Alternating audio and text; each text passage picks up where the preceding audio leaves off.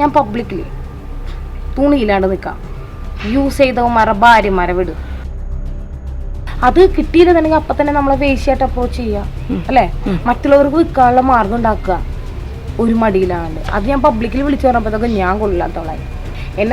ഞാൻ സഹായിച്ചിട്ടുള്ള ഒരാളും എന്നെ തിരിച്ച് സഹായിച്ചിട്ടില്ല, ഉപദ്രവിച്ചിട്ടുള്ളൂ. എന്താ പോസ്കോ പ്രതിയാണ്, ഏളമക്കര സ്റ്റേഷനിലാണ് ആ കേസുള്ളത്. എന്താ പറയുക, എൻ്റെ ഒരു മാറിൻ്റെ വിടവ് കണ്ടാലോ കുറ്റം പറയുന്ന ആൾക്കാർ സണ്ണിൻ്റെ ബാക്കിൽ സണ്ണി ചേച്ചി ഉയർന്നു പറഞ്ഞിട്ട് ക്യാപ്ഷൻ കാണാൻ എല്ലായിടത്തും. ഇപ്പോഴും അതേ ഒരു പെൺകുട്ടിയെ ഒരു ആളുടെ കൂടെ കണ്ടു കഴിഞ്ഞാൽ അവിഹിതമാണ്. 10 വയസ്സുള്ള കുട്ടിയെ നോക്കി സ്കൂളിൽ പോകുമ്പോൾ ഷക്കീല എന്ന് വിളിച്ചിട്ടുണ്ടെങ്കിൽ. ഞാനിപ്പോൾ ഉള്ളത് ഒരു പെൺപുലിക്കൊപ്പമാണ്. ജീവിതത്തിൽ എന്ത് പ്രശ്നം വന്നാലും അത് നേരിടാൻ ചങ്കുറപ്പുള്ള ഒരു പെൺപുലി. ഫൈറ്റ് മാസ്റ്ററാണ്, ഡാൻസറാണ്, ആക്ടേഴ്സാണ്. അങ്ങനെ നിരവധി മേഖലകളിൽ കഴിവ് തെളിയിച്ചു കൊണ്ടിരിക്കുന്ന ധന്യ എന്ന കാളി മനോജ്. കാളിയോടൊപ്പമാണ് ഞാൻ ഇന്ന് നിൽക്കുന്നത്. കുറേ വിശേഷങ്ങൾ ചോദിച്ചറിയാനുണ്ട്. ഈ ചങ്കുറപ്പിൻ്റെ രഹസ്യം എന്താണെന്ന് ചോദിച്ചറിയാനുണ്ട്. അങ്ങനെ കുറേ കാര്യങ്ങളുണ്ട്, എല്ലാം നമുക്ക് ചോദിച്ചറിയാം. തുടക്കത്തിൽ തന്നെ പറഞ്ഞതുപോലെ ചങ്കുറപ്പ് അത് കുറേ വീഡിയോസിലും നേരിട്ടും ഒക്കെ എനിക്കറിയാവുന്ന കാര്യങ്ങളാണ്. ഏതോ ഒരു വീഡിയോയിൽ ഞാൻ പറയുന്നത് കേട്ടതാണ്, 12ാമത്തെ വയസ്സിലോ 10ാമത്തെ വയസ്സിലോ വേശ്യ എന്ന വിളി കേട്ടുകൊണ്ടാണ് എൻ്റെ ജീവിതം തുടങ്ങുന്നത് എന്നുള്ളത്. ആ സമയത്ത് ഒരുപക്ഷെ ആ വാക്കിൻ്റെ അർത്ഥം പോലും അറിയാത്തൊരു കൊച്ചുകുട്ടിയായിരിക്കും ഈ ധന്യ എന്ന് പറയുന്ന 10 വയസ്സുകാരി. എങ്ങനെയാണ് അവിടെ നിന്ന് ഈ ഒരു ചങ്കുറപ്പുള്ള പെണ്ണിലേക്കുള്ള ഒരു ദൂരം, ഒരു നടത്തം, ഒരു പ്രതിസന്ധി ഒക്കെ എങ്ങനെയായിരുന്നു? ആദ്യമൊന്ന് പറയട്ടെ, ഈ കാളി മനോജില്ല. ഞാനൊരു വാലിൻ്റെ സഹായത്തിലല്ല ജീവിക്കണേ. മനോജ് എന്ന് പറഞ്ഞ കഥാപാത്രത്തിന് ശരിയല്ലാത്തതുകൊണ്ട് വേണ്ടെന്ന് വെച്ചു. പിന്നെ ചങ്കുറപ്പ് നിങ്ങൾ തന്നെ പറഞ്ഞു, 10 വയസ്സ് തുടങ്ങി എന്താ പറയുക അനുഭവിച്ചാണ്. അങ്ങനെ ഒരു അനുഭവത്തിലൂടെ വരുമ്പോൾ ഏതൊരു പെണ്ണിനും കിട്ടുന്നൊരു ചങ്കുറപ്പ് എനിക്ക് കിട്ടിയേക്കണേ. ഇപ്പോൾ ചെറിയൊരു ഇൻസിഡൻറ്റിൽ പോലും ഒരു പെണ്ണിന് ഇനി ഒന്നും നഷ്ടപ്പെടാനില്ല എന്നൊരു ചങ്കുറപ്പ് കിട്ടുമ്പോൾ ഇത്രയും വലിയൊരു സ്ട്രഗിൾ, അതായത് ഒന്ന് ആലോചിച്ച് നോക്കുക. 10 വയസ്സുള്ള കുട്ടിയെ നോക്കി സ്കൂളിൽ പോകുമ്പോൾ ഷക്കീല എന്ന് വിളിച്ചിട്ടുണ്ടെങ്കിൽ ആ ഷക്കീല ആരാണെന്ന് അറിയാൻ പാടില്ലാണ്ടുള്ള ലൈഫ് ഒന്ന് ആലോചിച്ച് നോക്കി. ഒരു പരിധി കഴിയുമ്പോഴത്തേക്ക് ആ ഷക്കീല എന്ന് പറഞ്ഞ ആളെ ഒരു പോസ്റ്ററിലൂടെ ഇതാണ് ഷക്കീല എന്ന് പറഞ്ഞ് കാണിച്ചു തന്നിട്ട് എന്താ പറയുക, നമ്മളൊരു മാഗസിൻ പഴയ സ്റ്റോറിലൊക്കെ കാണാം മാഗസിനിൽ തൂക്കിട്ടേക്കണേ. ആ മാഗസിൻ്റെ അകത്ത് ഷക്കീൽ ഇതാണെന്നും പറഞ്ഞിട്ട് ആ ബുക്ക് എടുത്ത് ആ ഷക്കീൽ ആരാണെന്ന് നോക്കാൻ വേണ്ടി മാത്രമായിട്ട് ആ ബുക്ക് എടുത്തുകൊണ്ട് പോയി അത് ആരാണെന്ന് വായിച്ച് മനസ്സിലാക്കി കഴിയുമ്പോൾ ഉള്ള മെൻറ്റാലിറ്റിയിൽ ഇന്നും ഞാൻ വൈപ്പിൽ പാലിറങ്ങിയിട്ട് മീൻ മേടിക്കാൻ ചെല്ലുമ്പോൾ അയാളെ നോക്കിയിട്ട് ഞാൻ പറഞ്ഞൊരു കാര്യമുണ്ട്, നശിപ്പിച്ചത് എൻ്റെ ബാല്യ, അത് നിനക്ക് തിരിച്ചറിയാൻ പറ്റില്ല. അപ്പോൾ അതിൻ്റെ പുറകെ നഷ്ടപ്പെട്ടത് എൻ്റെ ജൗവനം അല്ല, എൻ്റെ ലൈഫിലോ ഇനി നശിപ്പിക്കാനൊന്നുമില്ല. പിന്നെ ഞാൻ ആരെ നോക്കാനാ? ചങ്കർപ്പൂടി. ഇപ്പോൾ എന്താ പറയുക, കഴിഞ്ഞ ദിവസം എന്നെ 3 പേര് തല്ലി. അപ്പോഴും ആ തല്ല് നിന്ന് കൊണ്ടിട്ട് എനിക്ക് പിറ്റേ ഹോസ്പിറ്റലിൽ ചെന്നപ്പോഴത്തേക്ക് സ്കാനിങ് ഒന്നുമില്ല. ഞാൻ എന്താണെന്നറിയോ, ചങ്കുറപ്പെന്ന് പറഞ്ഞ അനുഭവത്തിലൂടെ ഉണ്ടാവണം. അറിവില്ലാത്ത പ്രായത്തിൽ നമ്മൾ ഇരുട്ടിനെ ഭയക്കും അല്ലേ? ആ ഇരുട്ടിനെ തന്നെ നമുക്ക് കൂട്ടുപിടിച്ച് കഴിഞ്ഞാൽ പിന്നെ ആ ഇരുട്ടിനെ നമ്മൾ ഭയക്കില്ല. ഇപ്പം എൻ്റെ മോക്ക് ഇരുട്ടിനെ ഭയമല്ല. ഏത് പ്രശ്നം വന്നാലും തനിച്ചിരുന്നാലും എത്ര വലിയ ഹൊറർ മൂവി കണ്ടാലും മറ്റുള്ളവരെ കണ്ണുകുത്തിക്കുമ്പോൾ അവൾക്ക് ഭയമില്ല. കാരണം അവൾ ആ ചെറുതിലേ മുതലേ, അതായത് എൻ്റെ ഗർഭപാത്രം മുതലേ അവളത് അറിഞ്ഞു കഴിഞ്ഞു. ഭയമില്ല എന്നുള്ളത് ആ ഒരു ഫീലിങ്സ് അവൾക്കില്ല. ഞാൻ ചിന്തിക്കാറുണ്ട് എന്തുകൊണ്ട്. അപ്പം അനുഭവം എന്ന് പറഞ്ഞത് ഏറ്റവും വലിയ പാടാണ്. ഓരോ വർഷം നമ്മൾ ജീവിക്കുമ്പോൾ ആ ജീവിതത്തിൽ ഉണ്ടാവുന്ന കുറേ പിഴവുകളുണ്ടാവും, കുറേ വീഴ്ചകളുണ്ടാവും, കുറച്ച് നന്മകളുണ്ടാവും. ആ വീഴ്ചയിൽ നമ്മൾ എണീറ്റത് എങ്ങനെ? ഇപ്പോൾ ഒരു വീണ് കിട്ടണമെങ്കിൽ അവിടെ തന്നെ കിടന്നു കഴിഞ്ഞാൽ അതൊരു അനുഭവമല്ല. അവിടെ നിന്ന് എഴുന്നേറ്റ് കഴിയുമ്പോൾ ചിന്തിക്കേണ്ട കാര്യം എങ്ങനെയാണ് വീണത്, ഇനി ആ വീഴ്ച ഇല്ലാണ്ടിരിക്കാൻ എന്ത് ചെയ്യണം അല്ലേ? പക്ഷെ നമ്മളെന്നാലും വീഴും, അത് ലൈഫാണ്. പക്ഷെ ആ വീഴ്ചയിൽ എഴുന്നേക്കുക എന്നുള്ളത് നമ്മുടെ ഉത്തരവാദിത്തമാണ്. ആ എഴുന്നേക്കുന്നത് മറ്റുള്ളവർക്കും പാഠമായിരിക്കണം. എന്നാലാണ് നമുക്ക് കാണിച്ചു കൊടുക്കാൻ പറ്റുക. ഈ ഒരാൾ ഭീഷണി, ഇപ്പോൾ നിയമങ്ങൾ പലതുണ്ട്. ഒരു പെൺകുട്ടിക്ക് സ്വാതന്ത്ര്യത്തിൽ നടക്കാനുള്ള ഒരുപാട് നിയമങ്ങൾ. പക്ഷേ ഇപ്പോഴും അതേ ഒരു പെൺകുട്ടിയെ ഒരു ആളുടെ കൂടെ കണ്ടു കഴിഞ്ഞാൽ അവിഹിതമാണ്. അല്ലെങ്കിൽ ഇപ്പോൾ ഒരു പെണ്ണൊരു ഹോട്ടൽ റൂമിൽ ബാത്റൂം യൂസ് ചെയ്യാൻ വേണ്ടി കയറിയാൽ ആ റൂമിൻ്റെ അകത്ത് വേറെ ആരുണ്ടെങ്കിൽ അങ്ങനെയൊക്കെയുള്ള സംസാരങ്ങളാണ്. ഞാനൊരാളുടെ വീട്ടിൽ എനിക്കിപ്പോഴും അനുഭവമുണ്ട്. ഇപ്പോഴും ഒന്ന് ആലോചിച്ച് നോക്കുക.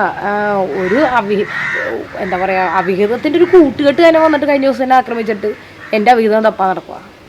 ഞാൻ സിംഗിൾ മദറാണ്. അതാണ് ഞാൻ ചോദിക്കാനുള്ളത്. സ്വാതന്ത്ര്യത്തോടെ ചങ്കുറപ്പോടെ നടക്കുന്ന പെണ്ണ് സമൂഹത്തിൽ എപ്പോഴും പോക്ക് കേസാണ്. അവളെപ്പോഴും അതൊരു പോക്ക് കേസാണ്. അവൾ തൻ്റെ ഇടത്തോടെ സംസാരിച്ചാൽ അവൾ പോക്ക് കേസാണ്. അവൾ രാത്രി വൈകി വന്നാൽ പോക്ക് കേസാണ്. അവൾ ബുള്ളറ്റ് ഓടിച്ചാൽ അല്ലെങ്കിൽ വാഹനം ഓടിച്ചാൽ അവൾ പോക്ക് കേസാണ്. എല്ലാത്തിലും നാട്ടുകാർ, സദാചാരക്കാർ, അതെ, മക്കൾ ഉണ്ടായിക്കഴിഞ്ഞാൽ കുറച്ച് മോഡേണായി നടന്നാൽ അവൾ പോക്ക് കേസാണ്.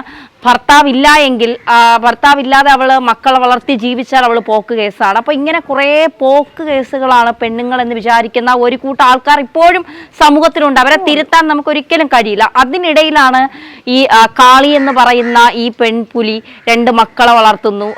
ഈ ചെറുപ്രായത്തിലെ ശരീരവും മനസ്സും നഷ്ടപ്പെട്ട ഒരു പെൺകുട്ടി, അങ്ങനെ തന്നെ പറയേണ്ടി വരും. ആ പെൺകുട്ടി ഇവിടം വരെ എത്തി നിൽക്കുന്നു. അപ്പോൾ ഒരുപാട് ഈ ഒരു പ്രതിസന്ധികളിലൂടെ കടന്നു പോകുന്ന പെൺകുട്ടികളുണ്ടാകും. അവരോട് എന്താണ് പറയാനുള്ളത്? അവരോട് പറയാനുള്ളത്, നമ്മൾ ഉറക്കം നഷ്ടപ്പെടും. നമുക്ക് ജീവിക്കാൻ മുൻപോട്ട് എന്ത് ചെയ്യണം എന്ന് ചിന്തിക്കും. തടസ്സങ്ങൾ ഒരുപാടുണ്ടാവും. നമ്മളെ ആക്രമിക്കും, നമ്മളെ എന്താ പറയുക, പരദൂഷണം പറയും, മുമ്പിൽ വന്ന് ആക്രമിക്കും. നമ്മളോട് നേരെ പല കല്ലേറുണ്ടാവും. പക്ഷെ എന്താണെന്നറിയോ, ചിരിച്ചുകൊണ്ട് നേരിടുക. നമുക്ക് പറ്റാത്തൊരു കാര്യമാണ് ചിരിച്ചുകൊണ്ട് നേരിടുക. നമുക്ക് നിയമസഹായം പോലും കിട്ടില്ല. കാരണം നമ്മുടെ വേഷം, നമ്മുടെ ചങ്കുറപ്പ്. ഞാൻ വന്ന വഴിയിലൂടെ എനിക്ക് പല ക്യാരക്ടറിനും പല ചേഞ്ച് ഉണ്ടായിട്ടുണ്ട്. ഞാൻ എവിടെയും എടുത്തെറിഞ്ഞ് സംസാരിക്കുള്ളൂ, ഞാൻ എവിടെയും വാശിയോട് സംസാരിക്കുള്ളൂ. തെറ്റിയാത്തത് ഞാൻ കുഞ്ഞേണ്ട ആവശ്യമില്ല എന്ന് ചിന്തിക്കുന്ന ഒരാളാണ്. ഞാനിപ്പോൾ ഒരു 12 മണിക്ക് എനിക്ക് ഉറക്കം എണീറ്റ് കഴിഞ്ഞാൽ എനിക്ക് പിന്നെ ഒരു ചായ കുടിച്ചാലാണ് എനിക്ക് തൃപ്തിയാവുക. ഞാൻ ഇറങ്ങും, രാത്രി ഇറങ്ങി ചെന്ന് ചായ കുടിക്കും. കാരണം എൻ്റെ വീട്ടിൽ ഫ്രിഡ്ജില്ല, പാല് സേവ് ചെയ്ത് വെക്കാനുള്ള ഇതൊന്നുമില്ല. ഞാൻ പോയിട്ട് കാരണം എനിക്ക് ഞാൻ ഒന്നുകൂടി പറയട്ടെ, എല്ലാവരും അങ്ങനെയല്ല. ഞാനിപ്പോൾ ജീവിക്കുന്ന കറുകപ്പള്ളി, പോളേപ്പറമ്പ് എനിക്കറിയില്ല. പക്ഷേ കറുകപ്പള്ളി എന്ന് പറയുന്നത് എനിക്ക് എൻ്റെ സ്വർഗ്ഗമാണ്. ഞാനിപ്പോൾ എന്താ പറയുക, എനിക്ക് ദാരിദ്ര്യമുണ്ട്, പ്രശ്നങ്ങളുണ്ട്, ഒക്കെ ഉണ്ട്. പക്ഷെ ഞാൻ ഒരാളോടും സഹായം ചോദിച്ചു ചെല്ലാറില്ല. പക്ഷേ ഞാൻ വിളിച്ചാൽ വിളിപ്പുറത്ത് തന്നെ കുറച്ച് സുഹൃത്തുക്കളുണ്ട്, കുറച്ച് എന്താ പറയുക, കറുകപ്പള്ളിയിലെ കുറേ ബന്ധുക്കളുണ്ട്. രക്തത്തിലൂടെ വന്നതല്ല, രക്തത്തിലൂടെ വന്ന ബന്ധുക്കളെ ഞാൻ ബന്ധുക്കളായിട്ട് കരുതണേ ഇല്ല. ഈ നമ്മുടെ പെരുമാറ്റം കൊണ്ട് നമ്മൾ അടുത്തറിയുന്ന കുറച്ച് ആൾക്കാരുണ്ട്. ഇപ്പോൾ പറഞ്ഞല്ലോ, ഒരു പെണ്ണ് തനിച്ചിരുന്ന പിഴയാണെന്ന് പറഞ്ഞത്, അത് മാറിയിട്ട് ഇത് നമ്മുടെ പെങ്ങളാന്ന് പറഞ്ഞ കുറേ കൂട്ടമുണ്ട്. 8 പെങ്ങാമാരുള്ള ഒരാൾ 9ാമതൊരു പെങ്ങളായിട്ട് തന്നെ ഏറ്റെടുക്കുന്നുണ്ടെങ്കിൽ അത് എൻ്റെ കഴിവാണ് അല്ലേ, അയാളുടെ മനസ്സ്. ആ ഒരു സമൂഹത്തിലാണ് ഞാനിപ്പോൾ ജീവിക്കുന്നത്. ഈ എല്ലാവരും എന്താ പറയുക, ഒരു മെത്തേഡിൽ മാത്രം ചിന്തിക്കുന്ന ആൾക്കാരല്ല, ഡിഫറെൻ്റായിട്ട് ചിന്തിക്കുന്ന ആൾക്കാരുണ്ട്. ഇനിയും മാറ്റങ്ങൾ അതേപോലെ വരും, എല്ലാവരും അതേപോലെ ചിന്തിക്കാൻ തുടങ്ങും. പക്ഷേ ഈ ചിന്തിക്കുന്ന ആൾക്കാരെ കുറിച്ച് ഒരിക്കലും ചിന്തിക്കാതിരിക്കുക. നമ്മൾ മോശമാണ് ചിന്തിക്കുന്ന ആൾക്കാരെ പുറകെ ചെന്ന് നമ്മളങ്ങനെ ചിന്തിക്കുന്നത് നമ്മൾ മോശമാണ്. നമ്മൾ മോശമല്ല നമുക്ക് തന്നെ ഒരു ബോധ്യം ഉണ്ടെങ്കിൽ എന്തിനീ പറഞ്ഞത് കേൾക്കണം. നിങ്ങൾ തന്നെ ഇപ്പോൾ നിങ്ങളുടെ ഇഷ്ടപ്പെട്ട രീതിയിൽ ഒരാളുടെ കൂടെ ലൈഫ് എൻജോയ് ചെയ്യണം. ഇപ്പം നിങ്ങൾക്ക് ഒന്നിൽ കൂടുതൽ, ഇപ്പോൾ ഞാൻ കണ്ടിടത്തോളം പുരുഷന്മാരിപ്പോൾ എന്താ പറയുക, ഇന്നും കൂടി ഒരു അനുഭവം ഉണ്ടായി. ഭാര്യ ഉണ്ടായിട്ടും കൂടി അതായത് ഭാര്യയോട് തുറന്നു പറയാൻ പറ്റാത്തതുകൊണ്ട് മറ്റൊരാളെ അടുത്ത് എന്ന് തുറന്നു പറഞ്ഞു. ഞാനത് ആ പയ്യനോട് പറഞ്ഞത്, നീ നിൻ്റെ ഭാര്യ ഏറ്റവും ബെസ്റ്റ് ഫ്രണ്ടായിട്ട് അറിയുക. നീ നിൻ്റെ ഭാര്യയെ ഇപ്പോൾ നീ മറ്റൊരു സ്ത്രീയുടെ അടിമയായിട്ടിരിക്കണം എന്ന് ചിന്തിക്കുമ്പോൾ ആ ചിന്താഗതി നിൻ്റെ ഭാര്യയോട് എന്നിട്ട് നിൻ്റെ ഭാര്യയുടെ അടിമയായിട്ടിരിക്കും. നീ എന്തിനാണ് നാണക്കേട് തോന്നുന്നത്? മറ്റൊരു സ്ത്രീയെ, നിനക്കൊരു പരിചയമില്ലാത്ത സ്ത്രീയോട് നീ ഇത്ര ധൈര്യത്തോടെ നീ പറയണമെങ്കിൽ, നിൻ്റെ ഫീലിങ്സ് ഇതാണ് എന്ന് പറയണമെന്നുണ്ടെങ്കിൽ, ഇങ്ങനെ ഒരുപാട് ഹോർമോണിൻ്റെ ഒരുപാട് പ്രശ്നങ്ങളുള്ള ആൾക്കാരുണ്ട്. ഒരു പരിചയമില്ലാത്ത എന്നോട് നീ സംസാരിക്കുന്നുണ്ടെങ്കിൽ നിൻ്റെ ഭാര്യയോട് സംസാരിച്ച് ആ കുടുംബം നിനക്ക് സ്വർഗ്ഗോട്ട് മാറും അല്ലേ? തീർച്ചയായിട്ടും. നമുക്ക് കിട്ടാതെ പോകുന്ന അങ്ങനത്തെ ഒരു സ്വർഗ്ഗം. കാരണം നമ്മളെ മനസ്സിലാക്കാത്ത ചുറ്റുപാട്, നമ്മളെ മനസ്സിലാക്കുന്ന ഒരു ചുറ്റുപാടാണെങ്കിൽ നമുക്ക് ചുറ്റുമെല്ലാം സ്വർഗ്ഗവും. അത് പാരൻസ് മാത്രമല്ല, സമൂഹം പോലും. അതിനി എന്ന് വരുമെന്ന് ചിന്തിച്ചു കഴിഞ്ഞാൽ വരാൻ പോണില്ല. വരാൻ പോകാത്തതിൻ്റെയാണ് ഇപ്പോഴത്തെ തലമുറ ലഹരിക്ക് പിന്നാലെ ഓടണം. കാരണം എന്താ, ഒന്നും കേൾക്കണ്ട, ലഹരിയുടെ സപ്പോർട്ട് ഉണ്ടെങ്കിൽ നമുക്ക് ചുറ്റുകളൊന്നും അറിയണ്ട. പക്ഷെ ഞാൻ പറഞ്ഞു, ലഹരി ഇല്ലാണ്ട് ലൈഫ് എൻജോയ് ചെയ്യാം, ഭയങ്കര രസമാണ്. കാരണം നമുക്ക് ബോധം ഉണ്ടാവും, സ്വയബോധം ഉണ്ടാവും. നമ്മുടെ ലൈഫ് സ്വയബോധം നഷ്ടപ്പെട്ടു എന്നും പറഞ്ഞിട്ട് സ്മോക്ക് എന്താ പറയുക, ഒരു ബ്രേക്കപ്പ് ആയിക്കഴിഞ്ഞാൽ അപ്പം തന്നെ സിഗരറ്റിലോട്ട് പോകുന്ന പെൺകുട്ടികൾ, മദ്യത്തിലോട്ട് പോകുന്ന പെൺകുട്ടികൾ, ലഹരിയിലോട്ട് പോകുന്ന പെൺകുട്ടികളോട് പറയാനുള്ളത്, ഏറ്റവും വലിയ ലഹരി ലൈഫാണ്. എല്ലാ പ്രശ്നങ്ങളും ചിരിച്ചുകൊണ്ട് നേരിടുക. ഇപ്പോൾ അങ്ങനെ നോക്കിക്കഴിഞ്ഞാൽ ജനിച്ച ഉടനെ 2 കുഞ്ഞുങ്ങളായിട്ട് സ്വന്തം ഒരാൾ പറഞ്ഞത്, ഞാനും തനിച്ചാണ്, ഞാൻ 2 പക്ഷെ അവർ സഹോദരങ്ങളുണ്ട്, വിളിച്ചാൽ വിളിപ്പുറത്ത് ആൾക്കാരുണ്ട്, എന്താ പറയുക, സ്വന്തങ്ങളുണ്ട്, ബന്ധങ്ങളുണ്ട്. ഇതൊന്നും ഇല്ലാത്ത ഞാൻ ഈ 2 മക്കളായിട്ട് എവിടെ പോകണം, ആരെ ഏൽപ്പിക്കണമെന്ന് അറിയാണ്ട് എല്ലാ ലൊക്കേഷനിലും ഞാൻ എൻ്റെ കുഞ്ഞുങ്ങളെ കൊണ്ട്, എൻ്റെ മക്കൾക്ക് തിന്നാൻ കൊടുക്കുന്നതിന് വരെ കണക്ക് പറഞ്ഞ ലൊക്കേഷനിൽ അവിടെ അതും തരണം ചെയ്താണ് ഞാൻ ജീവിക്കുന്നത്. അപ്പോൾ സ്വന്തങ്ങൾ കൂടെ ഉണ്ടെങ്കിൽ, ഒരു സഹോദരനെങ്കിലും കൂടെ ഉണ്ടെങ്കിൽ അവൻ ലക്കിയാണെന്ന് ഞാൻ പറയുള്ളൂ അല്ലേ? ലോട്ടറി ലൈഫിലൊരു നല്ല തീർന്ന നല്ല ഭക്ഷണം സമാധാനത്തോട് നിന്നത് കഴിച്ചാൽ അത് ലൈഫിലെ ഏറ്റവും വലിയ ലോട്ടറിയാണ്. മക്കളുടെ മിച്ചം കഴിച്ച് വിശപ്പടക്കേണ്ടി വരുന്ന അമ്മ, അവൾക്കും അത് ലോട്ടറി തന്നെയാണ്. കാരണം എന്ന് വെച്ചാൽ മക്കൾ മിച്ചം വെക്കുന്നുണ്ട്. അതുപോലാത്ത എത്ര അമ്മമാർ നമ്മുടെ നാട്ടിലുണ്ട്. തീർച്ചയായിട്ടും. ഇപ്പോൾ മക്കളെടുത്തിട്ട് ഒരിടത്ത് നിന്ന് ഇറക്കി വിട്ട് കഴിഞ്ഞാൽ എങ്ങാട് പോകണമെന്ന് അറിയാൻ പാടില്ലാത്ത അമ്മമാരുണ്ട്. അതിൽ പെട്ട ഞാനാണ്. പക്ഷേ എനിക്ക് ആ ഒരു ഭയമില്ല. കാരണം എനിക്ക് ചുറ്റും ഒരു സമൂഹം ഞാൻ ഉണ്ടാക്കി വെച്ചിട്ടുണ്ട്. എന്നെ എപ്പോൾ വേണമെങ്കിലും സ്വീകരിക്കുന്ന സംഭവം. എനിക്ക് വിശപ്പ് ഞാൻ വേണമെങ്കിൽ ഇപ്പോൾ തെളിയിച്ച് കാണിച്ചാൽ ഞാനിപ്പോൾ വിളിച്ചു പറയണോ എനിക്ക് ഫുഡില്ല, എനിക്ക് വിശക്കണം എന്ന് പറഞ്ഞാൽ കറുകപ്പള്ളിയിലുള്ള എത്ര കടകൾ, മദീന ചിക്കൻ, ബർക്കത്ത് ബിരിയാണി, ഇവിടെ നിന്നെല്ലാം എനിക്ക് ഫുഡ് വരും. പത്തിരിക്കട, എവിടെ നിന്ന് വേണോ എന്ത് വേണോ, എനിക്ക് വീട്ടിലൊന്നുമില്ല, പട്ടിണിയാണ്. കറുകപ്പള്ളി സിദ്ദിഖ്, എല്ലാവരും വരും. ഷാഫിക്ക ഒക്കെ വരും ഫുഡായിട്ട്, അവരുടെ ഭാര്യമാരൊക്കെ വരും, പെങ്ങന്മാർ വരും, എല്ലാവരും വരും. ഇവിടെ തൊട്ടടുത്ത് വരും. ഞാൻ ഇത്രയും ദിവസം ഹോസ്പിറ്റലിലായിരുന്നു. ഞാൻ വന്നിട്ട് എനിക്ക് ഫുഡ് എൻ്റെ മക്കളെ അയൽവക്കത്തെ ഏൽപ്പിച്ചു പോയിച്ചാൽ ഞാൻ വന്നോടം തന്നെ എനിക്ക് കഞ്ഞി ഒക്കെ എത്തി. കാരണം എനിക്ക് എൻ്റെ കൈ കൊണ്ടൊന്നും ചെയ്യാൻ പറ്റില്ല. ഞാൻ ഒരു ഡിസ്ചാർജ് വന്നുള്ളൂ. അപ്പോൾ നമുക്ക് ചുറ്റും ഒരു നല്ല സമൂഹത്തിനെ ഉണ്ടാക്കുകയാണ് ഏറ്റവും ഇമ്പോർട്ടൻറ്റ്. തീർച്ചയായും പുറമേ നിന്ന് നമ്മളറിയാത്ത ആൾക്കാർ നമ്മളെപ്പറ്റി കമൻറ്റ് പറഞ്ഞു കഴിഞ്ഞാൽ അവള് വേടി, അവളെ രൂപം കണ്ടില്ലേ, അവള് ഫുലാൻ ദേവി, ഇങ്ങനെയൊക്കെ. ഫുലാൻ ദേവിക്ക് ഒരു കഥയുണ്ടല്ലേ? തീർച്ചയായിട്ടും ഏറ്റവും നല്ലൊരു കഥയുണ്ട്. എന്തിന് ഷക്കീലൊക്കെ ഒരു കഥയുണ്ട്. അവരൊക്കെ ഒരുപാട് സ്ട്രഗിൾ ചെയ്ത് വന്ന ആൾക്കാർ, അവരെയൊക്കെ വരെ അംഗീകരിക്കണം ഇപ്പോൾ അല്ലേ? അതെ. എന്തിന് സിൽക്ക് മാഡത്തിന് വരെ അംഗീകരിക്കണം. അവർ ചെയ്ത നന്മകൾ പുറത്തു മരണത്തിന് ശേഷമാണ് വരണ്ടേ. ഇപ്പോൾ ഇപ്പോൾ എൻ്റെ വേഷത്തിനെ കുറ്റം പറയുന്ന ആൾക്കാർ, ഞാനൊരു ബട്ടൺ തുറന്നിട്ട് അല്ലെങ്കിൽ എൻ്റെ തുട കണ്ടാലോ, എന്താ പറയുക, എൻ്റെ ഒരു മാറിൻ്റെ വിടവ് കണ്ടാലോ കുറ്റം പറയുന്ന ആൾക്കാർ സണ്ണിയുടെ ബാക്കിൽ സണ്ണി ചേച്ചി ഉയർന്നു പറഞ്ഞിട്ട് ക്യാപ്ഷൻ കാണാൻ എല്ലായിടത്തും. അപ്പോൾ ഇവരെയൊക്കെ നമ്മൾ നോക്കേണ്ട ആവശ്യമുണ്ടോ? തീർച്ചയായിട്ടും ഒരാളെ നോക്കേണ്ട ആവശ്യമില്ല. നമ്മുടെ സണ്ണി ലിയോണിനെ അംഗീകരിക്കാൻ പറ്റുന്ന നാട്ടിലുള്ളവർക്ക് എന്തുകൊണ്ട് മറ്റു സ്ത്രീകളെ അംഗീകരിക്കാൻ പറ്റുന്നില്ല എന്നുള്ള ഒരു വലിയ ചോദ്യമാണ്. അതെന്താണെന്നറിയോ? സണ്ണി ലിയോൺ നമ്മുടെ നാട്ടിലല്ല എന്നുള്ള വിശ്വാസം, അത് വിദേശിയാണെന്നുള്ളൊരു വിശ്വാസം, വിദേശത്ത് വളർന്നു എന്നുള്ളത്. കേരളത്തിൽ നടക്കില്ല. കേരളത്തിൽ ഞാൻ വാഴിക്കില്ല. ഒരാൾ വിചാരിച്ചാൽ വാഴിക്കാത്തതാണ്. അങ്ങനെയാണെങ്കിൽ ഈ ഒരു പെൺകുട്ടിനെ പബ്ലിക്കിൽ റോഡിലിട്ട് പീഡിപ്പിക്കുന്ന കേരളത്തിലുണ്ട് അല്ലേ? പിഞ്ചു കുഞ്ഞുങ്ങളെ പീഡിപ്പിക്കുന്നുണ്ട്. എന്തേ അതൊക്കെ നടക്കണു?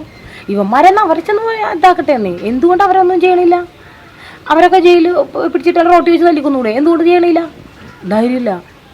അതിന് ഈ കമൻറ്റ് ബോക്സിൻ്റെ അകത്തും അപ്പുറത്തെ ജനാലിൻ്റെ ഉള്ളിലിരുന്ന് സംസാരിക്കാൻ മാത്രമുള്ള ധൈര്യം നമ്മുടെ നാട്ടിലെ സമൂഹത്തിനുള്ളൂ.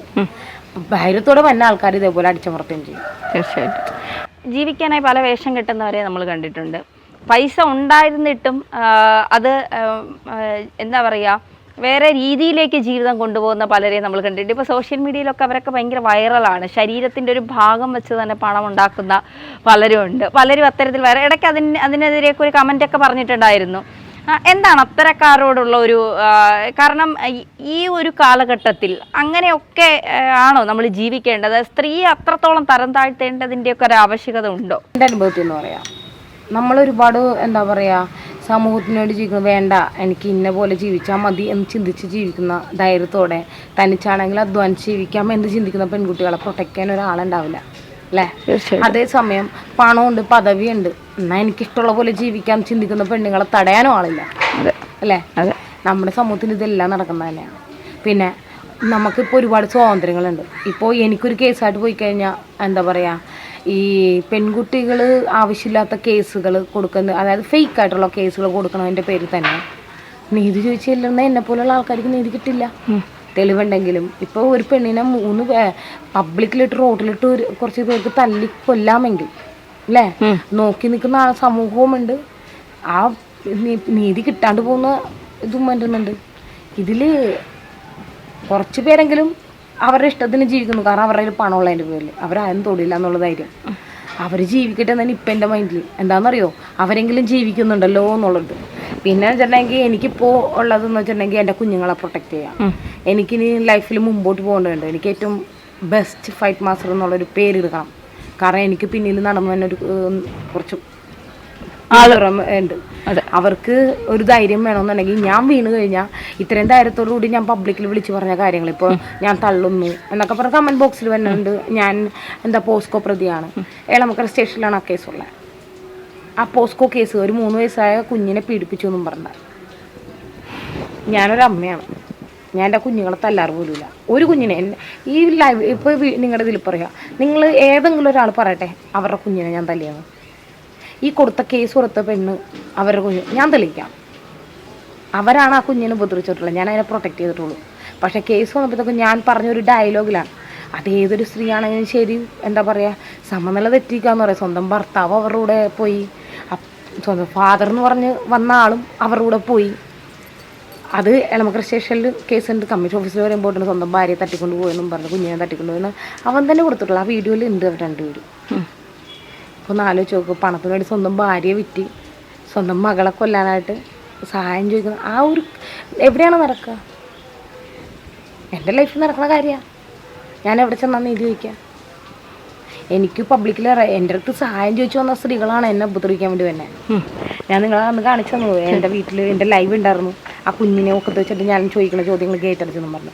ആ സ്ത്രീയാണ് എന്നെ തല്ലാൻ വേണ്ടി വന്നത്. അപ്പോൾ ഒന്ന് ആലോചിച്ച് നോക്കൂ, ഞാനുള്ള സഹായിച്ചതിനാണ് എനിക്ക് കൂലിയിട്ടേണേ. ഞാൻ സഹായിച്ചിട്ടുള്ള ഒരാളും എന്നെ തിരിച്ച് സഹായിച്ചിട്ടില്ല, ഉപദ്രവിച്ചിട്ടുള്ളൂ. അതേസമയം ഞാൻ സഹായിക്കാത്ത ഒരു സമൂഹം എന്നെ സഹായിക്കുന്നുണ്ട്. എനിക്ക് വിശക്കണം എന്ന് പറഞ്ഞാൽ ഫുഡ് കൊണ്ടുത്തരും. എനിക്ക് ഏത് പാതിരാത്രിയാണെങ്കിലും ഞാൻ ആ റോട്ടിൽ നിന്ന് അരിത്തോടെ നിൽക്കാം, ഏത് വേഷം ഇട്ടും. എന്നെ ഒരാൾ തൊടില്ല, എന്നെ ഒരാൾ ഉപദ്രവിക്കില്ല. കാരണം ഞാൻ ആ ഒരു സമൂഹത്തിൻ്റെ സഹോദരിയാണ്, മകളാണ് ഒക്കെ പറയുന്നൊരു സമൂഹമുണ്ട് എനിക്കവിടെ. എനിക്ക് ആ അറ്റം തുടങ്ങി അറ്റം വരെയും ഞാൻ ഹാപ്പിയാണ് ഭയങ്കര.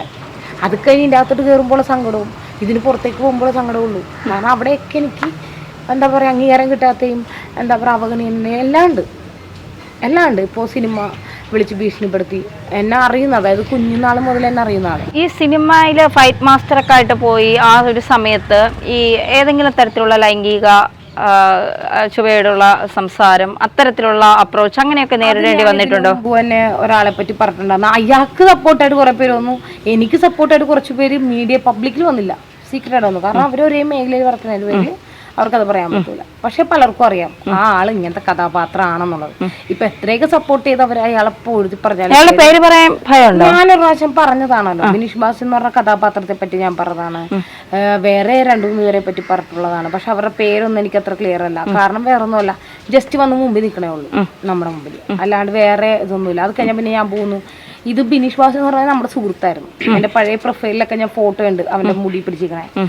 ആ സുഹൃത്ത് നമ്മളോട് ഇങ്ങനെ ഒരു പെരുമാറും നമുക്ക് പ്രതീക്ഷിക്കല്ല. നമ്മളെ കൂടെ നിൽക്കുന്ന ആൾ വരെയും എന്താ പറയുക, അയാളുടെ ഒപ്പം ചേർന്ന് അടുത്ത സിനിമ ചെയ്തു. പിന്നെ അയാൾ തന്നെ ഉപദേശിക്കാൻ വരുന്നു. അതായത് അഡ്ജസ്റ്റ് ചെയ്യേണ്ടത് ചെയ്യാം. നമുക്ക് ഇഷ്ടമില്ലാത്ത ആളുടെ മുമ്പിൽ ഞാനിപ്പോഴും പറഞ്ഞിട്ട് എനിക്ക് സ്വാതന്ത്ര്യമുണ്ട്. ഒരാളെ എനിക്ക് ഇഷ്ടപ്പെട്ട് കഴിഞ്ഞാൽ അയാളുടെ ഒപ്പം എനിക്ക് പോകണമെന്നുണ്ടെങ്കിൽ അത് അയാളെ എനിക്ക് ഇഷ്ടപ്പെടണം, അല്ലേ? ഇഷ്ടമില്ലാത്ത ഒരാളെ നിർബന്ധിച്ച് നമ്മുടെ ലൈഫിലേക്ക് കൊണ്ടുവരാൻ പറ്റുമോ? പറ്റില്ല. അത് കിട്ടിയിരുന്നുണ്ടെങ്കിൽ അപ്പം തന്നെ നമ്മളെ വേശിയായിട്ട് അപ്രോച്ച് ചെയ്യുക, അല്ലേ? മറ്റുള്ളവർക്ക് വിൽക്കാനുള്ള മാർഗം ഉണ്ടാക്കുക ഒരു മടിയിലാണ്ട്. അത് ഞാൻ പബ്ലിക്കിൽ വിളിച്ചു പറഞ്ഞപ്പോഴത്തേക്ക് ഞാൻ കൊള്ളില്ലാത്തവളായി. നിങ്ങൾ എൻ്റെ വീട് കണ്ടു, അല്ലേ? എൻ്റെ വീട്ടിൽ വല്ല സൗകര്യം ഉണ്ടോ? ഞാൻ അങ്ങനെ ഒരു വേശ്യ, ഇപ്പോഴും ആ വേശ്യ വിളി ഉണ്ട്, അതാണ് രസം. ഞാൻ വേശ്യാണ് എങ്കിൽ ഞാനിത് പ്രതിഷേധം പോലെ തന്നെയാണ് ഞാൻ എൻ്റെ വേഷമൊക്കെ ഇങ്ങനെ ആക്കിയത്. ഇപ്പോൾ ഈ മൂക്കിലൊക്കെ ഞാൻ കഴിഞ്ഞ ദിവസമൊക്കെ മാറ്റി. അപ്പം എൻ്റെ സുഹൃത്തുക്കൾ പറഞ്ഞത്, നീ എന്തിനത് മാറ്റിയേ? നീ കാളിയാണ്, നീ എൻ്റെ ക്യാരക്ടറാണ്. നീ മറ്റൊരാൾക്ക് വേണ്ടി നിൻ്റെ വേഷവും നിൻ്റെ ക്യാരക്ടറും മാറ്റിക്കഴിഞ്ഞാൽ പിന്നെ നിനക്ക് എന്താണ് അർത്ഥമുള്ളത്? നീ മറ്റൊരാളുള്ളവർക്ക് മാതൃകയാവാൻ ആഗ്രഹിക്കുന്ന ആളാണ്. ആ മാതൃകയാവുന്ന ആൾ തന്നെ നിനക്ക് നീതി കിട്ടണില്ല, നീ ഇങ്ങനെ നടക്കണോണ്ടാണ് നീതി കിട്ടാത്തതെന്നും പറഞ്ഞ് നീ അത് മാറ്റി വെച്ച് കഴിഞ്ഞാൽ നിനക്ക് എന്താണ് അടിത്തറ ഉള്ളത്? നീ കാണുന്നവരോടൊക്കെ ഹാപ്പി ആയിട്ട് ഗുഡ് മോർണിംഗ് പറയണം, നീ ഹായ് പറയണം. അത് നിൻ്റെ ക്യാരക്ടറാണ്, അത് നീ തന്നെ നിലനിർത്തണം. നിൻ്റെ വേഷം നിനക്ക് ഇഷ്ടമുള്ള സമയത്ത് നീ നിൻ്റെ ഇഷ്ടമുള്ള വേഷം ഇട്ടോ. ബാക്കിയുള്ള സമയത്ത് നീയായിട്ട് തന്നെ നടക്കുക. അല്ലാണ്ട് മറ്റൊരാൾക്ക് വേണ്ടി നീ ഒരിക്കലും ഫുള്ളായിട്ട് ചേഞ്ച് ആവില്ല. കാരണം അത് നിനക്ക് തന്നെ ദോഷം ചെയ്യും. ഈ അഡ്ജസ്റ്റ് ചെയ്യാത്തതിൻ്റെ പേരിൽ ഏതെങ്കിലും സിനിമയിൽ നിന്ന് ഒഴിവാക്കപ്പെട്ടിട്ടുണ്ടോ? ഇപ്പോൾ ഞാൻ പറഞ്ഞില്ലേ, കുറച്ച് എന്താ പറയുക 2-3 സിനിമകൾ എൻ്റെ കയ്യിൽ നിന്ന് പോയത് ഒരാൾ വിളിച്ച് എന്നെ ഭീഷണിപ്പെടുത്തുക. അപ്പോൾ ആ ഭീഷണിയുടെ പുറത്ത് ചില സിനിമകൾ പേയ്മെൻറ്റ് കുറക്കും, ചില സിനിമകൾ കയ്യിൽ നിന്ന് പോകാതിരിക്കാൻ പയ്യെ നമ്മളോട് അത് കുഴപ്പമൊന്നുമില്ല, വിട്ടേക്ക്, നമ്മെല്ലാം ശരിയാക്കാം. എനിക്കതൊന്നും പ്രശ്നമൊന്നുമില്ല. എൻ്റെ ഷോൾഡർ കഴിഞ്ഞ് ഞാൻ ഹഗ് ചെയ്യും. എനിക്ക് ആൺപെൺ വ്യത്യാസമൊന്നുമില്ല. പക്ഷേ അതെനിക്ക് ഇഷ്ടപ്പെട്ട ഒരാളാണെങ്കിൽ ഫിസിക്കലി ഞാൻ റെഡിയാവും, പക്ഷേ മൈൻഡ്ലി റെഡിയാവും, ഒക്കെ റെഡിയാവും. പക്ഷേ ഇത് ഒരു കാര്യം സാധിക്കാൻ വേണ്ടി ഫിസിക്കലി നമ്മൾ റെഡിയാവാന്ന് വെച്ചാൽ അത് ഭയങ്കര ബുദ്ധിമുട്ടുള്ള കാര്യമാണ്. കാരണം ഇഷ്ടമില്ലാത്ത ഒരാളുടെ കൂടെ അഡ്ജസ്റ്റ് ചെയ്യാന്ന് വെച്ചാൽ നമുക്കൊരിക്കലും അംഗീകരിക്കാൻ പറ്റാത്ത ഒരാളുടെ കഥാപാത്രത്തിൻ്റെ ഒപ്പം കാരണം ഞാൻ ലൈഫ് എന്താ പറയുക, ഞാൻ ഇഷ്ടപ്പെടുന്ന രീതിയിലാവണം എന്നാഗ്രഹിക്കുന്ന ഒരാളാണ്. അപ്പോൾ മറ്റൊരാൾക്ക് വേണ്ടി ഒരു കാര്യം സാധിക്കാൻ വേണ്ടി നമ്മൾ അഡ്ജസ്റ്റ് ചെയ്യാന്ന് പറയുമ്പോൾ നമുക്ക് ഇഷ്ടമില്ലാത്ത ഒരാളുടെ ഇഷ്ടമില്ലാത്തത് അത് അയാളുടെ ലൈഫിനെയും ബാധിക്കും, അല്ലെങ്കിൽ അയാളുടെ ടൈമിനെയും ബാധിക്കും. അതുകൊണ്ട് തന്നെ ഞാൻ തുറന്നു പറയാം, എനിക്ക് താല്പര്യമില്ല. കാരണം ഞാൻ അയാളുടെ ടൈമിന് വേസ്റ്റ് ആക്കാൻ താല്പര്യം കാണിക്കുന്നില്ല. ഞാൻ ഇഷ്ടമല്ലാണ്ട് മുഖം തിരിച്ച് എന്താ പറയുക ലൈഫിലെ ഏറ്റവും നല്ല മൂമെൻറ്റ്സൊക്കെ മോശമാക്കാൻ എനിക്ക് താല്പര്യമില്ല. അതൊരാളുടെ എൻ്റെ നല്ല ഓപ്പോസിറ്റുള്ള ആളുടെ എനിക്ക് താല്പര്യമില്ല. ഈ കാളിയുടെ രാഷ്ട്രീയം അതെപ്പോഴെങ്കിലും ഈ ഫീൽഡിൽ തിരിച്ചടി കാളിയുടെ രാഷ്ട്രീയം ഏതാണെന്ന് ഒരു പരിധിവരെ സിനിമയിലുള്ളവർക്കും അറിയാവുന്നവർക്കും ഒക്കെ അറിയാം. ആ രാഷ്ട്രീയം എപ്പോഴെങ്കിലും തിരിച്ചടിയായി വന്നിട്ടുണ്ടോ? അത് ഞാൻ പറയാം, കാളിക്ക് രാഷ്ട്രീയമില്ല. കാളിയുടെ സേഫ്റ്റിക്ക് വേണ്ടി, അതായത് കാളിയെ വൈപ്പിങ്ങൽ, ഞാൻ പറഞ്ഞില്ലേ വൈപ്പിങ്ങലിൽ ഇങ്ങനെ ഒരു പ്രശ്നം ഉണ്ടായപ്പോൾ എന്താ പറയുക, അത് ഞാൻ എൻ്റെ ബാല്യത്തിൽ നടന്ന കാര്യം. പക്ഷെ അതെൻ്റെ ലൈഫ് ലോങ് എന്നെ ടോർച്ചർ ചെയ്യാൻ തുടങ്ങിയപ്പോൾ എന്താ പറയുക, ഞാൻ ഞാറക്കൽ സ്റ്റേഷനിൽ ഉൾപ്പെടെ എല്ലായിടത്തും ചെന്ന് പ്രശ്നം ഉണ്ടാക്കി, കരഞ്ഞു, കുറേ കാല് പിടിക്കേണ്ടത് കാല് പിടിച്ച് എൻ്റെ കുഞ്ഞുങ്ങൾക്ക് വേണ്ടി. ഏറ്റവും ലാസ്റ്റ് ആ ഒരു എൻ്റെ ബാല്യം, എൻ്റെ കുഞ്ഞുങ്ങളെ എൻ്റെ നഷ്ടപ്പെടുത്തുന്ന നടപ്പോഴാണ് ഞാനിതെല്ലാം പബ്ലിക്കിലിടാൻ തുടങ്ങി. അപ്പോൾ ചോദ്യചിഹ്നമായിട്ട് വന്നത് എൻ്റെ പാരൻസിനെ കുറിച്ചാണ്. എൻ്റെ പാരൻസ് എന്തുകൊണ്ട് പ്രതികരിച്ചില്ല, അതെനിക്കറിയാൻ പാടില്ല. കാരണം ഒരു പെൺകുട്ടി ഈ നാട് മുഴുവൻ ഇത്രയും ഉപദ്രവിച്ചിട്ട് എന്തുകൊണ്ട് പ്രതികരിച്ചില്ല? ഞാൻ ധൈര്യത്തോടെ വന്നിട്ട് എൻ്റെ ഉപദ്രവിച്ച ആൾക്കാരുടെ പേര് പറയാം. ആ പേര് പറയുന്ന സമയത്ത് അവരുടെ ഫോട്ടോ അടക്കം ഞാൻ ഇടുമ്പോഴത്തേക്കും ആ നടന്ന ബിൽഡിങ്ങിലുള്ളത് 2 പാർട്ടിക്കാരാണ്, രാഷ്ട്രീയക്കാർ. ആ 2 രാഷ്ട്രീയക്കാരാണ് എൻ്റെ ഓപ്പോസിറ്റുള്ളവർ. അപ്പം ഞാൻ നടുക്ക് നിൽക്കുമ്പോൾ അതേ ഫാമിലിയിൽപ്പെട്ടൊരു രാഷ്ട്രീയ പാർട്ടിയാണ് മറ്റൊരു പാർട്ടി. ആ പാർട്ടി എൻ്റെ ഒപ്പം നിന്നു, കാരണം അതേ ഫാമിലിയിലുള്ള തന്നെയാണ്. പക്ഷേ ഇതിൽ ഈ 2 ഫാമിലിയിലുള്ള ആൾക്കാരും എന്നെ ഉപദ്രവിച്ചിട്ടുണ്ട്. ആ മറ്റു ഓപ്പോസിറ്റിക്കുന്ന ഇതേ ഫാമിലിയിലുള്ള മറ്റു വ്യക്തികളെ എന്നെ ഉപദ്രവിച്ചിട്ടില്ല, അവർ വേറെ രീതിയിൽ. അപ്പോൾ ആ പാർട്ടിക്കാരെ എന്നെ പ്രൊട്ടക്ഷൻ വേണ്ടി വന്നു. ഈ പാർട്ടിക്കാർ ഒളിച്ച് നിൽക്കുകയും ചെയ്തത്. കാരണം ബാല്യം എന്ന് പറഞ്ഞത് നശിപ്പിച്ച ആൾക്കാരോട് എനിക്ക് വൈരാഗ്യമൊന്നുമില്ല. പക്ഷേ ആ നശിപ്പിച്ചവരെക്കാട്ടും വലിയ വൈരാഗ്യമുള്ളത് അതിന് പിന്നാലെ വന്നിട്ടുള്ള മാന്യന്മാരായിട്ടുള്ള ആൾക്കാരാണ്. അവരെ പുറത്തു കൊണ്ടുവരിക, അല്ലെങ്കിൽ ഇതൊക്കെ പറഞ്ഞു നടന്ന് എന്നെ യൂസ് ചെയ്യണം എന്ന് ചിന്തിച്ച ആൾക്കാരെ പുറത്തു കൊണ്ടുവരിക എന്നുള്ളതാണ് എൻ്റെ ലക്ഷ്യം. അത് കഴിഞ്ഞപ്പോഴത്തേക്കും ഈ ഒരു രാഷ്ട്രീയ പാർട്ടി എനിക്കൊരു സ്ഥാനം തന്നെ അവിടെ ഇരുത്തി. അത് കഴിഞ്ഞപ്പോൾ ഞാൻ ആ പാർട്ടിയിൽ നിന്ന് ഇറങ്ങിപ്പോയി. എൻ്റെ അടുത്ത് പറഞ്ഞു, നിനക്ക് ഈ പാർട്ടി രാഷ്ട്രീയം വേണമെന്നുണ്ടെങ്കിൽ അതിലിരിക്കാം, അല്ലെന്നുണ്ടെങ്കിൽ നിനക്ക് സ്വതന്ത്രമായിട്ട് പോവാം. ഞാൻ പറയാം, എനിക്കിനി രാഷ്ട്രീയത്തിൻ്റെ ആവശ്യമില്ല. പക്ഷേ ഞാൻ ഏത് സാഹചര്യത്തിലും നിങ്ങൾക്കൊരാവശ്യം വന്നാൽ ശരിയെന്ന് കണ്ടെങ്കിൽ ഞാൻ അവിടെ ഉണ്ടാവും. ശരിയായിട്ടുള്ള ആൾക്കാരാണെങ്കിൽ അവിടെ ഞാൻ ഉണ്ടാവും. എല്ലാ പാർട്ടിയിലും നല്ലതും ചീത്തയൊക്കെ ഉണ്ട്, ഇല്ലേ? ഒരു പാർട്ടി മുഴുവനായിട്ട് നല്ലതെന്ന് പറയാൻ പറ്റും ഇല്ല. ഓരോ വ്യക്തികളിലോടാണ് പാർട്ടികൾ. എനിക്കൊരു ഓരോ വ്യക്തികളോടുണ്ട്. എനിക്ക് ഉമ്മൻചാണ്ടിയാണ് ഇഷ്ടം, PT തോമസ് സാറിനാ. കാരണം എൻ്റെ സ്കൂളിൽ വന്നിട്ട് എൻ്റെ ഒപ്പം സെൽഫി എടുത്തിട്ടുള്ള മനുഷ്യനാണ്. നീ ഒരിടത്ത് എത്തുമ്പോൾ, നീ വലിയൊരു പൊസിഷൻ എത്തുമ്പോൾ, ഞാൻ അന്നേ പറഞ്ഞില്ല, ഞാൻ വലിയൊരു പൊസിഷൻ എത്തുമ്പോൾ ഞാൻ സെൽഫി എടുക്കുന്നതാണ്.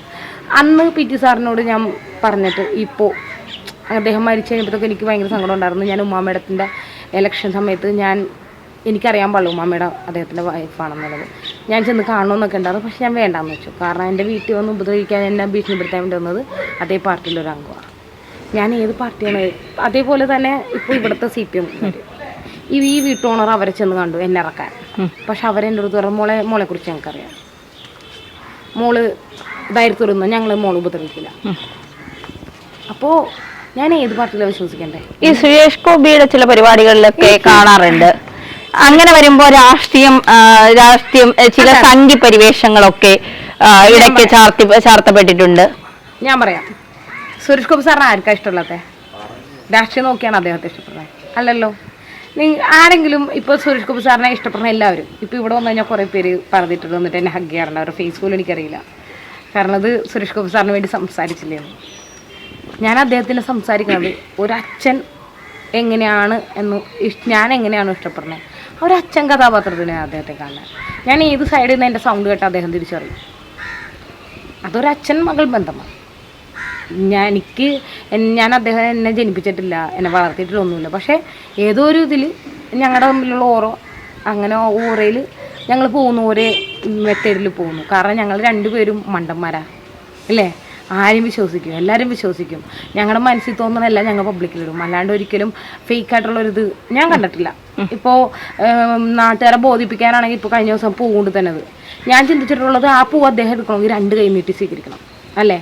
അദ്ദേഹത്തിന് വേറൊരു പരിപാടിയും പറ്റില്ല, മറ്റൊരു കയ്യിലേൽപ്പിക്കണം. അതവിടെ കിടക്കട്ടെ, കിള്ളി കൊടുക്കുന്നതല്ല. അത്യാവശ്യം അത് ചെണ്ടായിരുന്നെങ്കിൽ അദ്ദേഹം മേടിക്കാൻ പറ്റും. കാരണം അതൊരു കയ്യിൽ സൂക്ഷിക്കാം, അല്ലേ? ഇപ്പോൾ താമരയാണെങ്കിലും ജമന്തി ആണെങ്കിലും അദ്ദേഹം എടുക്കും, അത് കയ്യിൽ സൂക്ഷിക്കാം. ഇത് കിള്ളിയുടെ പല കാരണങ്ങളുണ്ടാവും. ഇത് വീഡിയോയിൽ കാണുന്നത് അങ്ങനെ തന്നെ വിഴുങ്ങാനാണെങ്കിൽ എത്ര പേരുടെ വിഴുങ്ങേണ്ടി വരും, അല്ലേ? ഉമ്മൻചാണ്ടി സാറിന് എത്രയൊക്കെ കാര്യങ്ങൾ പറഞ്ഞ് വിമർശിച്ചിട്ടുണ്ട്. അദ്ദേഹം മരിച്ചപ്പോഴല്ലേ അദ്ദേഹം നല്ലതായത്. പിന്നെ ഞാൻ ചോദിക്കുന്നത്, എത്ര പേർക്ക് നല്ലത് ചെയ്തിട്ടുണ്ട്? ഈ പറഞ്ഞ കാര്യങ്ങളൊക്കെ ഇവരൊക്കെ ചെയ്തിട്ടുണ്ടോ? സ്വന്തം പോക്കറ്റിൽ നിന്ന് കഴിച്ചെടുത്ത് ഇല്ല. പിന്നെ എനിക്ക് മോദിജിയെ ഭയങ്കര ഇഷ്ടമാണ്. കാരണം വേറെ ഒന്നുമല്ല, ഞാൻ വളർന്നത് കോൺഗ്രസ് പശ്ചാത്തലത്തിലാണ്. അപ്പോഴൊന്നും ഞാൻ താമര എന്ന് പറഞ്ഞത് ഭിത്തിൽ മാത്രമേ കണ്ടുള്ളൂ. ഇപ്പം ഇതെന്താ സംഭവം എന്ന് എനിക്കറിയാൻ പാടില്ല, ഇലക്ഷൻ എന്താണെന്ന് അറിയാൻ പാടില്ല, പാർട്ടി ഇപ്പോഴും എനിക്കറിയാൻ പാടില്ല, പാർട്ടി എന്താണ് എന്തൊക്കെയുണ്ട് ഒന്നും അറിയാൻ പാടില്ല. എന്തൊക്കെ പറഞ്ഞാൽ ഇങ്ങനെ വായം പൊളിച്ചിരിക്കും. എന്നിട്ട് ശരി അവർ പറഞ്ഞെല്ലാം ശരിക്കും, അത്രേ ഉള്ളൂ. എനിക്ക് അതിനെക്കുറിച്ച് വലിയ അറിവില്ല. പക്ഷെ തെറ്റാണെന്ന് കണ്ടു കഴിഞ്ഞാൽ പറയാം ഇത് തെറ്റല്ലേ, ഇത് ശരിയല്ലല്ലോ എന്ന് പറഞ്ഞ് ഞാൻ മാറും എന്ന് പറഞ്ഞ പോലെ ഞാൻ പറഞ്ഞിട്ടുണ്ട്. നല്ലച്ചിന് വേണ്ടി, പിന്നെ ശോഭ മാഡത്തിന് വേണ്ടി. ഇപ്പം പി ടി തോമസ് സാറുണ്ടായിരുന്നെങ്കിൽ പി ടി തോമസിന് വേണ്ടി നിൽക്കും. പിന്നെ ഇവിടെയുള്ള സിദ്ദിഖിക്ക ഇലക്ഷൻ നിന്നിരുന്നെങ്കിൽ, ഷാഫിക്കും ഇലക്ഷൻ നിന്നിരുന്നെങ്കിൽ ഞാൻ അവർക്കും വേണ്ടി ഇറങ്ങും എന്ന് പറഞ്ഞ് ഞാൻ ആ പാർട്ടിയിലാവണമെന്നല്ലോ. ഇല്ല, എനിക്ക് ശരിയെന്ന് തോന്നുന്നതാണ് ഞാൻ ചെയ്യണം. അതൊരു പാർട്ടി ബേസിലല്ല. എനിക്ക് ഇപ്പോൾ ഗണേഷ് കുമാർ സാറിന് വേണ്ടി ഞാൻ പോസ്റ്റ് ഇടുന്നുണ്ട്. ഗണേഷ് കുമാർ സാറിന് വിളിച്ചു കഴിഞ്ഞാൽ പാർട്ടി സാർ നിൽക്കണോ, ഇലക്ഷൻ നിൽക്കണോ, എനിക്ക് വേണ്ടി നിൽക്കണമെന്ന് പറഞ്ഞാൽ ഞാൻ ചെല്ലും. മോദിയുടെ ഒരു എന്താണ് ആ ഒരു പറഞ്ഞു വന്നതിൽ എനിക്ക് ഹീറോയിസം ഭയങ്കര ഇഷ്ടമാണ്. അതായത് നമ്മൾ ചെല്ലുമ്പോൾ ഒരു ഗത്തടിക്കണ ആൾക്കാരെ എനിക്ക് ഭയങ്കര ഇഷ്ടമാണ്. മോദിജിയെ കാണുമ്പോഴത്തേക്കും എന്താ പറയുക, ഞാനേ കണ്ടിട്ടുള്ള എല്ലാ പ്രധാനമന്ത്രിമാരും എന്താ പറയുക, ഞാൻ കുഞ്ഞിലെ മുതൽ എൻ്റെ അച്ഛൻ്റെ കൈ പിടിച്ചിട്ട് ഇലക്ഷൻ്റെ ഇതൊക്കെ ആകുമ്പോഴത്തേക്കും പ്രധാനമന്ത്രിമാരെ കണ്ടിട്ടുള്ളത് അത്ര ഗത്തായിട്ടുള്ള ആൾക്കാരൊന്നും കണ്ടില്ല. പക്ഷെ മോദിജി എന്ന് പറയുമ്പോഴത്തേക്കും വരുമ്പോൾ തന്നെ ഒരു ലുക്ക്, മാസ് ലുക്ക്, ആ ഒരു ബീജിയം ഒക്കെ ഭയങ്കര ഇഷ്ടം. എനിക്ക് മ്യൂസിക് ഭയങ്കര ഇഷ്ടം, ബീജിയം ഭയങ്കര ഇഷ്ടം. എല്ലാ സിനിമയിലും ബീജിയം നല്ലതാണ് തന്നെ. ഞാനൊന്ന് ഡാൻസ് ചെയ്യും, പബ്ബിൽ പോകുമ്പോൾ ആ ഒരു മ്യൂസിക് എനിക്ക് ഭയങ്കര ഇഷ്ടമാണ്. അതൊക്കെ കാണുമ്പോഴത്തേക്ക് ഇദ്ദേഹത്തിൻ്റെ വരവും ആ നിപ്പൊക്കെ കാണുമ്പോൾ സത്യം ഞാൻ അദ്ദേഹത്തെ കാണാൻ വേണ്ടി പല വഴിക്കും പോയിട്ടുണ്ട്. പക്ഷേ എനിക്ക് ചാൻസ് ഉണ്ടായിട്ടും കൂടി വേറെ പല കാരണങ്ങൾ കൊണ്ട് ഞാൻ തിരിച്ചു വരേണ്ടി വന്നിട്ടുണ്ട്. കാരണം എൻ്റെ കൂടെ എന്നെക്കാട്ട് എക്സ്പീരിയൻസ് ആയിട്ടുള്ള ആൾക്കാർ കാണാൻ പറ്റാത്തൊരു കാര്യം ഞാൻ ചെന്ന് കാണുമ്പോൾ അതൊരു ഇതുപോലെ തോന്നി. അപ്പോൾ ഞാൻ വേണ്ട, അവർക്ക് പറ്റൂലല്ലോ, അപ്പോൾ ഞാനും പോകണില്ല എന്ന് പറഞ്ഞാൽ ഞാൻ ഒഴിവായിട്ടുണ്ട്. പക്ഷെ ഞാൻ പറഞ്ഞിട്ടുണ്ട് ഞാനൊരു വലിയ പൊസിഷനെത്തും, ഇന്ത്യയിലെ ഏറ്റവും ബെസ്റ്റ് ഫൈറ്റ് മാസ്റ്റർ ആവും. ആ ഫൈറ്റ് മാസ്റ്റർ ആയതിനു ശേഷം ഞാൻ സുരേഷ് ഗോപി സാറിൻ്റെ കൈ പിടിച്ച് മോദിജിയെ കാണാൻ ചെല്ലും. അന്ന് ഞാൻ മാസ് എൻട്രി നടത്തും.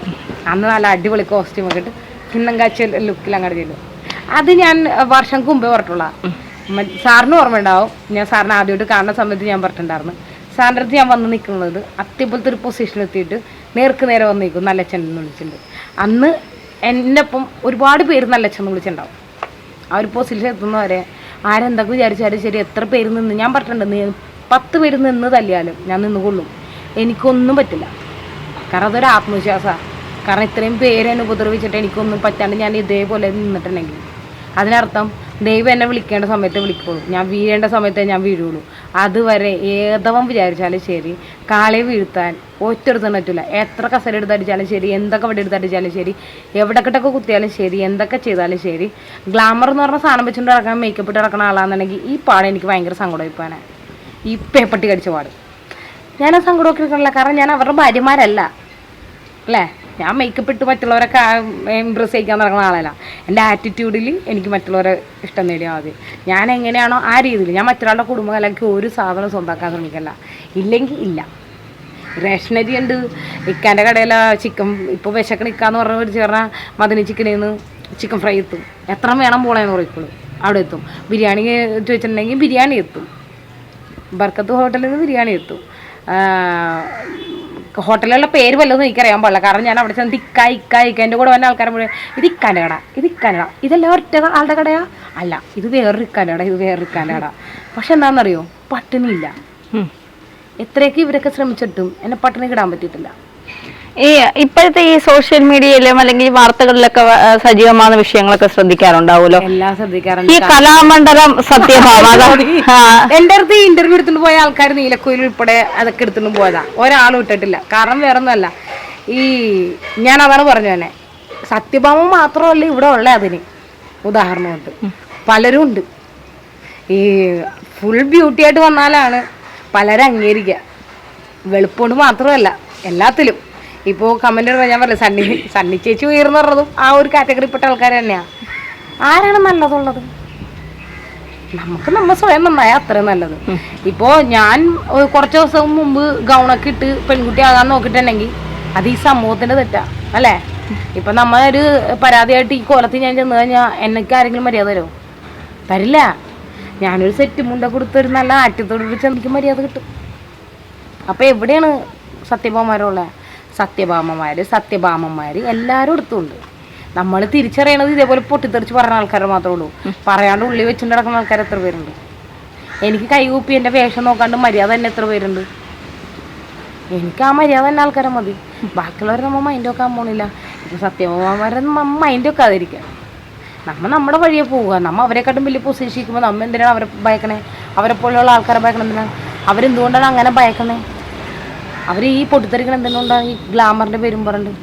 അവർക്ക് അതും ആ വെളുപ്പും വെച്ചിട്ട് അവർക്ക് ഒരിടത്ത് എത്താൻ പറ്റാത്ത എൻ്റെ ദേഷ്യം അല്ലേ? ഞാൻ ഈ രൂപം വെച്ചിട്ട് ഞാനിവിടെ എത്തിയെങ്കിൽ അതെൻ്റെ തൻ്റെടാ. ആ ഗ്ലാമറും വെളുപ്പും വെച്ചിട്ട് അവർക്ക് ആ വഴിയെ പോയെങ്കിൽ അതവരുടെ വേറല്ലേ? ഈ പറഞ്ഞ പോലെ 25-ാമത്തെ വയസ്സിൽ സിനിമക്കകത്തോ 21-ാമത്തെ വയസ്സിൽ സിനിമയ്ക്കുന്ന ആളാണ് ഞാൻ. എനിക്ക് വേണമെന്നുണ്ടെങ്കിൽ ഗ്ലാമറാകാൻ വലിയ പാടുണ്ടായിരുന്നു. ഞാൻ ആ വഴിക്ക് പോയിരുന്നെങ്കിൽ എനിക്ക് ബ്യൂട്ടി പാർലറിൽ കയറി ഇറങ്ങി എൻ്റെ മുഖം എനിക്കാൻ വലിയ പ്രയാസം ഉണ്ടായിരുന്നു. ഞാൻ അതിന് പുറകെ പോയിട്ടില്ല. പണം ഉണ്ടാക്കാൻ പോകാനാണെങ്കിൽ എത്ര വഴികളുണ്ട്. ഞാൻ പറഞ്ഞിട്ടുണ്ട്, സ്വന്തം മക്കൾ പട്ടിണി കിടക്കുമ്പോൾ ഒരമ്മ സ്വന്തം ശരീരം വിറ്റിട്ടുണ്ടെങ്കിൽ ആ അമ്മക്ക് ഒരു അമ്പലം പണിത് കൊടുക്കാം. സ്വന്തം ഗ്ലാമർ നിലനിർത്താൻ വേണ്ടി ഒരു പെണ്ണ് സ്വന്തം ശരീരം വിറ്റിട്ടുണ്ടെങ്കിൽ അവൾക്ക് നമുക്ക് ചെരുപ്പ് മാലിടാം. ഞാൻ ആദ്യത്തെ കാറ്റഗറിയിലോടുള്ളൂ, രണ്ടാമത്തെ കാറ്റഗറിയിൽ ഒരിക്കലും പറ്റില്ല. ലാസ്റ്റ് ഒരു ചോദ്യം കൂടി. ആദ്യമായി സ്വന്തം ശരീരം ഉപയോഗ വസ്തുവാണ് എന്ന് മനസ്സിലാക്കി തന്ന ആളിനെ കുറിച്ച് ഓർമ്മയുണ്ടോ? ആ ഒരു കാലഘട്ടത്തെക്കുറിച്ച് ഓർമ്മയുണ്ടോ? അത് മറക്കാൻ പറ്റാത്തത്. അത് എത്രാമത്തെ വയസ്സിലായിരുന്നു? 15-ാമത്തെ വയസ്സിൽ. അന്ന് എന്താ പറയുക, ആവശ്യത്തിന് വേണ്ടി യൂസ് ചെയ്യാൻ വരുന്നവൻ്റെ എന്താ പറയുക, നമ്മൾ കുഞ്ഞാണ്, ബാല്യമാണ് എന്നൊക്കെ ഒന്നും പോലും ചിന്തിക്കാതെ നമ്മളെ യൂസ് ചെയ്യാൻ വേണ്ടി കൊണ്ടുപോകാൻ കെട്ടിയിട്ടിട്ട് എന്ത് മനുഷ്യത്വം ഇല്ലാണ്ട് പെരുമാറാൻ കുറപ്പുണ്ടല്ലോ. അത് പിന്നീട് പച്ചയായിട്ട് പറഞ്ഞവരുണ്ടല്ലോ. അത് ചെയ്യാഞ്ഞിട്ടും കൂടി എന്നിങ്ങനെ യൂസ് ചെയ്തു എന്ന് പറയുന്നവർ. പക്ഷേ എനിക്ക് അറപ്പോന്ന് എന്താണെന്നറിയോ, ഇത് പിന്നീട് ഇത്രയും വലുതായിട്ടും കൂടി എൻ്റെ പിന്നാലെ വന്നെന്നുള്ള ഇത് പബ്ലിക്കിൽ വിളിച്ചു പറഞ്ഞിട്ടും കൂടി ഞങ്ങൾ ഇന്ന പോലെ അവനിങ്ങനെ യൂസ് ചെയ്താണ്, ഇവനിങ്ങനെ യൂസ് ചെയ്താണെന്ന് പറഞ്ഞൊരു കഥാപാത്രമുണ്ട്. ഞാനൊരു 3 വർഷം മുമ്പ് പബ്ലിക്കിൽ ഞാൻ ഒരു പോസ്റ്റ് ഇട്ടായിരുന്നു.